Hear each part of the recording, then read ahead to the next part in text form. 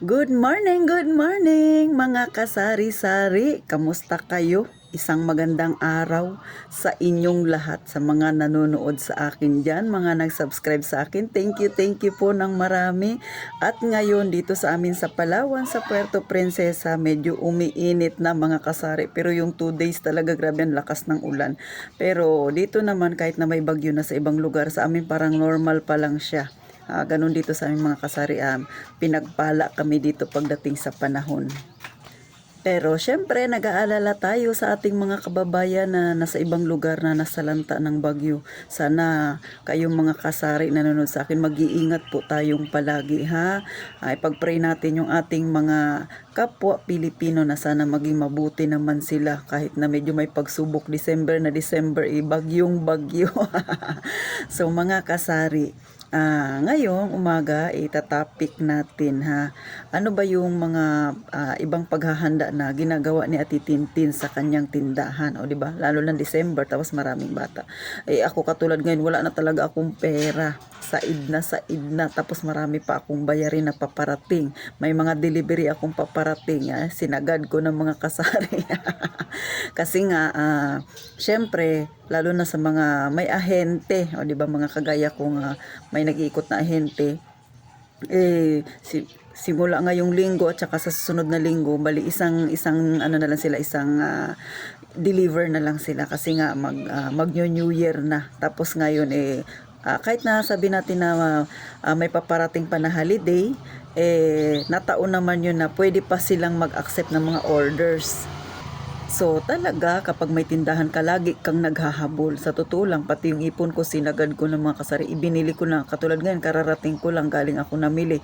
Medyo malaki-laki yung aking napamili kasi bumili ako ng isang sakong bigas tapos namili ako ng grocery. So 5,000 ni Ate Tintin. Said na said. Wala na akong may pambabarya pa kasi inubos ko na talaga mga kasari. Siguro mga 20s na lang itong mga naiwan sa bulsa ko. Pero okay lang yon kasi ang pera naman ay nasa tindahan lahat mga kasari. Kasi nga lalo na ngayon talagang hinahabol ko talaga papunta ng holiday tapos marami mga bata nakatambay. Ine-expect ko na medyo marami ang benta lalo na sa mga chicheria, mga candy na mga kasari. Kaya sa ating mga may tindahan, good luck sa ating lahat.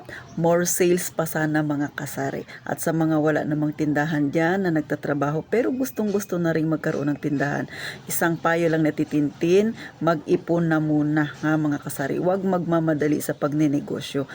Makinig muna ng mga ganitong topic, manood muna ng mga iba't ibang uri ng vlog na kagaya naming mga may tindahan kung ano ang aming ginagawa para pag kayo ay nagkaroon na rin maning-mani na lang sa inyong pagpapatakbo ng inyong negosyo. Maliit man yan o malaki. Pero syempre wala namang negosyo na nagsimula sa malaki. Lahat talaga ay maliit. Kaya kung kayo ay nag-iisip, good luck sa inyong mga kasari. Fight lang po tayo ha para maging successful ang ating maliit man o malaki na negosyo. So, kayo ba na mga may tindahan, anong mga paghahanda? So, ito ang tips ni Ate Tintin ha. Gaya nga ng sabi ko, wala na akong pera. Pero binili ko na siya lahat. Lalo na yung mga promo ng mga paninda. Kasi nga, mas malaki ang kikitain natin dyan mga kasari. Pero depende pa rin po yan sa area ninyo. Kaya kung kayo ay bago pa lang sa pagtitindahan, pakiramdaman ninyo yung paligid ninyo. Kung ang paligid ninyo ay kagaya sa amin, maraming bata, mahilig sa mga chichirya, mga candy, magdagdag na kayo ng paninda ninyo kasi medyo mahaba ang weekend, di ba? Ako kung said na talaga mga kasari kasi nga syempre expected ko na yan at saka na bumenta man o hindi, maging positive lang tayo. Wow, iwasan nating mag-isip ng negative. So ano pa ang mga paghahanda ni Ate Tintin, no? Kung kayo mahilig sa repack ang paligid ninyo, mag-repack na kayo ng marami. Pero sa ngayon, sa aking pakiramdam mga kasari, dito sa amin ganun din. Pagka maraming holiday na paparating, yung ibang tao ay hindi mo na nagre-repack na bumibili sila ng debote. Kaya congrats sa ating mga may tindahan, maparepack man yan, mapabuti, iwaging-wagi pa rin ang ating tindahan. Pero sa totoo lang mga kasari, ako ay kahit na medyo tumaas ang bilihin, hindi pa rin ako tumaas. Kasi nga syempre marami kami dito na tindahan. Kaya kayo rin na baguhan pa lang sa pagtitinda, Kapag ang area ninyo ay marami kayong nagtitinda, huwag basta-basta magtataas ng presyo. Ako kasi bago ako nagtataas ng presyo, kinakausap ko muna yung aking mga customer na, kunwari bukas, di ba? Bukas magtataas na ako kasi medyo tumaas na po yung bilihin ngayon, ganyan-ganyan. So, nagbibigay muna ako ng signal sa kanila mga kasari. Pero yung pagtaas ko, hindi naman yung talagang malaki. Sisiguraduhin ko rin na kahit maliit yung itinaas ko, ikikita pa rin ako. Kasi syempre negosyo tayo mga kasari. At lalo na paparating na ang January, ilang linggo na lang, halos 2 na lang mahigit mga kasari. Magre-renew na tayo, 'di ba? Kaya kailangan din natin ng malaki-laking pera para pang-renew ng ating permit. So sa mga may permit diyan, kaway-kaway sa magre-renew sa mga wala pang permit, pero may tindahan na pero nagbabalak na kumuha ng permit, sana nakapag-ipon na kayo mga kasari ha. O kaya kung hindi pa talaga kaya, kung hindi naman medyo mahigpit pa sa inyo, ay okay pa naman din, pero dapat talaga paunti-unti makapag-ipon na tayo. Masarap ang magtinda ng ikaw ay legal, o di ba mga kasari, kasi wala kang kinatatakutan. Ganon talaga ang ating buhay. Katulad sa akin mga kasari, wala naman akong tindang alak kasi bawal sa amin na. Kaya yung mga katabi ko ditong tindahan, maswerte kung ako yung katabi nila kasi hindi nila ako kaagaw sa pagtitinda ng alak mga kasari. So bago tayo magpatuloy, wag nyo nang intindihin yung ingay ng aming kapitbahay. Maingay talaga yan. Wala tayong magawa. Pero syempre, smile lang si Ate Tintin. Lagi lang na masaya para maganda ang pagsalubong ng umaga sa atin mga kasari. Sa mga nagtatanong naman, Ate Tintin, kauumpisa ko lang, maliit yung aking puhunan. Ano ba ang dapat kong gawin? Kasi pa-holiday na nga, di ba? Ano ba ang mas mainam na gawin para kumita naman ako ng kaunti? So, ganito yun mga kasari. Ito ay ginawa ko rin. Syempre, katulad sa akin, nagsimula ako ng 20,000. Tapos halimbawa lang na bumibenta kayo sa isang araw ng 1,000. Sabi natin ganun kasi maraming tindahan sa inyo, 1,000 lang. Ang gawin ninyo, syempre kung ano yung mabenta sa inyo, mga suka, mga toyo, bumili kayo, pero huwag masyadong marami. Budgetin ninyo yung 1,000 ninyo, pero tingnan ninyo ano ba yung laging mabenta sa inyo. So doon kayo magdagdag ng paunti-unti ng paninda. Tapos yung wala kayong paninda, bumili kayo kahit pa dalawa lang muna, at least meron kayo. Katulad kaya Titintin, ang ginawa ko noon, di ba, sa mga suka, yung mga pouch na yan.